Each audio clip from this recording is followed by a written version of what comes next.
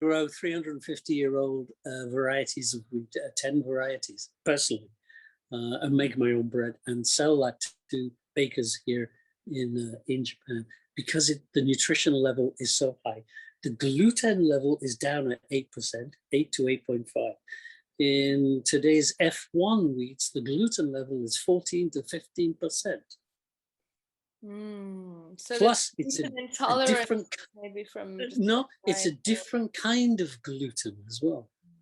To the old DNA, very different chemical structure, plus 14% gluten, and it interacts with all the chemicals that they spray on it, especially the Monsanto's Roundups, to finish off the wheat, to dry it so it's easier for harvesting. That gets into your colon. That's what gives you the colon intolerance.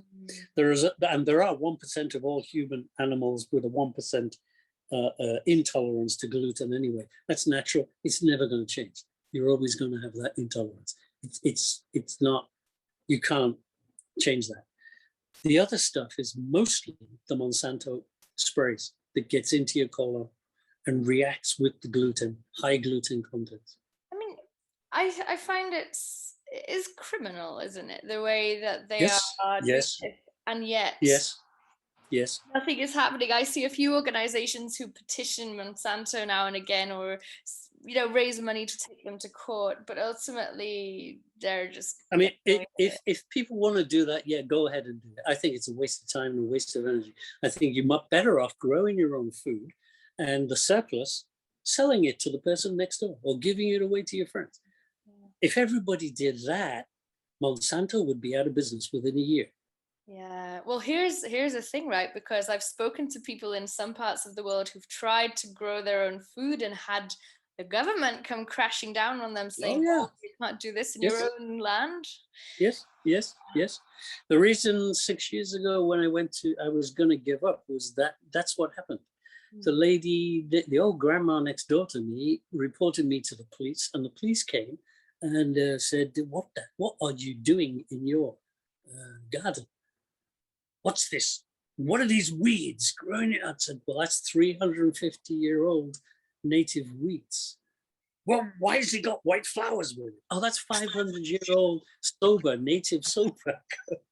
"Why are they growing together?" "Because they like to grow together. They grow better and tastier, and they grow higher nutrition together. You should cut all this. If you don't cut all this, we're going to run you out of town." And that was the social consciousness of the local people. Right? Yeah. It's not clean. It's not nice. It's different. Stop doing this. Yeah, and of course, no awareness of nutrition or right. So what we say now is, when they come now, we say, yeah, this is the way. This is the old Japanese method of growing, natural method. They used to use this 300 years ago, and they go, "Oh." "Oh, wow, thank you very much for keeping this alive." "Yeah, no problem. I'll give you some wheat, So we don't fight them. We just say, yeah, this is the way it used to be done, before the Americans sold you chemicals and tractors and, Definitely the way to do it, right? Because they're very proud of their traditions and heritage. Yes. And so, of course. Yes. Yeah. So tell me about the place where you live then, because you said you're normally up in the mountains with no Wi-Fi. So I live in the Machu Picchu of Japan. It's an 800-year-old village on the top of a mountain with mountain terraces, just like Machu Picchu. Gardens, they're not fields or farms, they're gardens. And they've grown food there for 800 years. And I'm lucky enough to live in this place. Nobody else wants to live there, by the way. I live there by myself, so that's okay. It's the most wonderful place in the world, where the first thing in the morning what I hear is the river running down in the valley. And the last thing I hear at night is the river running down in the valley. And I can open 2 whole walls of the house. So it's like just living under a roof, out in the weather, in nature, and it's, yeah, I'm quite happy to die there, no problem. It's just a magical place. I write a lot, and I write a lot of books and stories. There's a book coming out this year that I'll send you a copy of. Everybody shouts about human rights and animal rights. Nobody talks about plants' rights. And that's my book this year is, you know, if we don't have plants' rights, how can you have human rights? Yeah, there won't be any humans around to have What is rights. it based on? What's the basis? Exactly. What's the basis, really? So, John, you mentioned before that Seeds of Life is suddenly getting a lot more attention because people are maybe starting to wake up, right, to Yes. the climate crisis and all of these things. So Corona. yeah. So this shift is happening. So when you say, yeah, you're maybe 2-3 years off from something big kind of changing and happening, what do you envision as the future for what you're doing? A system that sidesteps the central banking system and sidesteps the central food system, sidesteps the central supply system, and is based on local people growing their own local food to a high standard, to their highest standard, and then we connect all those local places. That's what Seeds of Life does, is connect them so they can exchange their excess. So, hey, we got, you know, a ton of carrots that we can't eat and we can't use. Oh, we want some carrots. Okay, I'll swap you some carrots for some salt, or I'll swap you some carrots for some, you know, fish or whatever. And that happens as a local commons exchange on the network. Suddenly you've got a nutrition economy going, not a central economy based on money and based on debt. The central economy is based on debt. It's a debtor's system. Now you've got a nutrition economy going where people are getting healthier, local communities are getting stronger and more robust. The local people, especially the youth, are getting jobs, they're getting work, they're creating new products from local materials, local natural capitals and resources that you can't grow in the other villages. You can only grow this kind of bean here because it matches the soil here. So we make this product from it, and everybody wants it, and everybody wants to exchange it. So I think a hands-on existence full of nutrition and vitality and diversity of people, diversity of ideas, diversity of genders, diversity of plants, and diversity of Bill Gates, you know, diversity of everything across the board is what I see in the future, a new culture. And that we always push here into art, definitely art and music has to be a part of this, because food is festival and festival is art and music, it's culture. And that will be the huge renewal when that starts happening. New stories, people start writing new stories every day for themselves. And those new stories will create new futures, a whole host of new futures, not just one new future, one new world order, but a diversity of new futures is what we can see already happening in the Seeds of Life network in Japan, across Japan. Yeah, and I hear this echoed from a lot of the people I'm talking to at the moment. Yeah, embracing plurality, right? The complexity and diversity of life instead of this colonial story of one way of doing things and one world. Yeah, I think one is the biggest sickness in the whole world that we have agreed to. One God, one language, one nation. one lover, one wife, one husband, one food, one car, one refrigerator. Yeah, whoa. Let's get rid of the one. Yeah, right. And we just take that we are all one, and it's like, no, you've misunderstood the point. Exactly. Yes. Oneness does not mean the same. Yeah, exactly. Mm-hmm. Yeah, no, I agree. It all comes down to four dimensions. Most people live in 2 or 3 dimensions. And what is 2 or 3 dimensions? The word, a book, Google, television, Netflix. It's 2 or 3 dimensions. 4 dimensions with time involved. You do at least get a passage of time. Now you've got nature with seasons, with time involved. You can only see 4 dimensions if you're sitting in 5 dimensions. So we are at least 5-dimensional beings, whether we know it, acknowledge it, or not. And we should learn and practice how to operate from 5 dimensions and infuse those 5 dimensions into the 4 dimensions so that we make new stories and new words and new language and new futures. That's what we're here to do. Plants can't do that. They are 4-dimensional entities, right? Animals can't do that. The human animal can practice imagination, intuition, and inspiration. And those 3 eyes only exist in 5 dimensions. They don't exist in the mind. Mind is 4-dimensional. So we got to get beyond that into imagination and inspiration and practice it like a tool every day. And if we don't practice, you don't use it, you lose it. Yeah. It's very simple. Consumers, and that's all, and that's terrible. Einstein said it. Einstein wrote it. He said, imagination is the master, mind is the servant. We put the cart before the horse and we think it's normal. Absolutely right.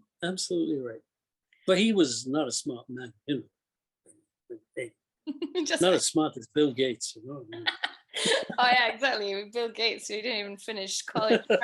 We should listen to him, right? Yeah. But one more question I want to ask, which is, with climate change, and obviously this year, I think most people can't deny anymore that things are not as they expect them to be. So what's that going to mean for soil and seeds? You mentioned before, right, about finding soil and seeds that work for the climate you're in. I think it's going to be the biggest challenge for countries like Japan, who think or who have been indoctrinated into a food culture, a native food culture, because their native foods will no longer be able to grow in that same piece of land. Rice, it's become very difficult to grow rice in Japan because of global warming. So what are they going to do? Import cheap rice from China? Different tasting rice from Thai or India? No, they can't do that because it tastes different. They're going to have to find the next native food that matches these soils and these climate conditions. And they will probably be millets from Africa. Millets from Africa, high protein, high nutritional content, easy to grow, loves dry soil, loves hot seasons, and keeps for a long time. So those grains are probably going to be the next native foods, the future foods. And it's going to be a big challenge because people are going to go, no, I want my rice, I want my onigiri, Yeah, we're going to have to adapt. It's going to happen in the next 5 years. Yeah, so all of these traditional foods that people expect and are used to are going to have to change and adapt. Yep. No more Welsh onions. What about in Ireland then? Do you do any work there, or do you I just last year sold my farm there Mm. because I haven't been there for 10 years. So I sold it and almost basically said goodbye. Because I just don't get time. If you're gonna go to somewhere like that, you have to go for 2-3 weeks, right? Otherwise, it doesn't work. Yeah. With your body time change, etc., etc. And so I try to go to Sicily once a year because again, Sicily is a DNA hotspot for seeds. They have seeds that we found 54 varieties of ancient wheat seeds in 2 weeks in Italy. They're still growing them, they're still turning them into pasta. 10,000-year-old wheat seeds, strains of wheat. It's an amazing place for food and for culture from all kinds of cultures have been there over the years. It's a huge melting pot. Love it. So it's a great place to go to refresh your thinking about food, I was in Italy for a week and my body already felt so much better, and I was eating pizza and pasta and stuff that normally wrecks me. So it's great food, isn't it? It's great food. 30% of Italian food, especially on the eastern coast, is organic. Very high percentage of organic farming, and a lot, especially wheat, a lot of old wheat seeds they grow, because they just still match the soils and match the seasons very much. So plus all that olive oil, you can't go wrong. Yeah. And the wine. Italy and Japan, they're two great places to be. And all right. So you've mentioned you've got a book coming out. So that's really cool. And I was going to ask what's on the horizon now. Like, what work are you doing right now in the next few weeks, for example? We're working with 2 big cosmetic companies. Cosmetic companies use a lot of water in their processes. And if it's a real cosmetic company, they are rehydrating the body's metabolism. So what we're doing with them is we are rehydrating the Earth's metabolism to match their company stance and their company procedures. So we're planting forests, mixed forests, food forests with them around Japan, and growing the seeds in kindergartens, nurseries. So the kids grow the seeds in the nursery and learn about trees. And then once the tree is like 6 months old, they take their tree and plant it in the forest. And then they take another tree to the next nursery to show the next nursery how to do it. So the thing is like a rolling circus of nurseries. But that will go on and on and on. And I think that's a cool project for Seeds of Life to be involved with. Plus, what you're doing, we link that to, like I said before, the local economies, because that forest will not just grow trees. It grows leaves, it grows herbs, it grows botanicals that can be used again by the cosmetic companies, which is growing work in the local economy. It's growing products that do create a future. The next natives, we're planting the next natives in those forests as well. So it all links together as one platform.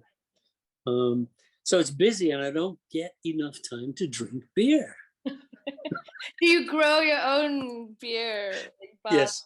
Yeah. And the hops. The hops grow wild. Good microbrew up there. That's amazing. But well, it sounds like, well, for me, this is the most important work, honestly, that, if humanity is gonna survive and anything worth saving, if, this is the work that needs to be done. So I think it's not a big project, actually. We can do it in 3 to 5 years if we just do it ourselves. And stop listening and stop taking advice and just get out there and grow some food. Yeah. It really is that simple. I think it really is that simple. A food forest. Grow a food forest in your balcony, in your front garden, in the street, on your roof, anywhere. Grow a food forest. Change the world. Change the world. Beautiful. Thank you. That's a No, thank you. Good to talk to you. Anytime. Give me a call anytime. Thank you.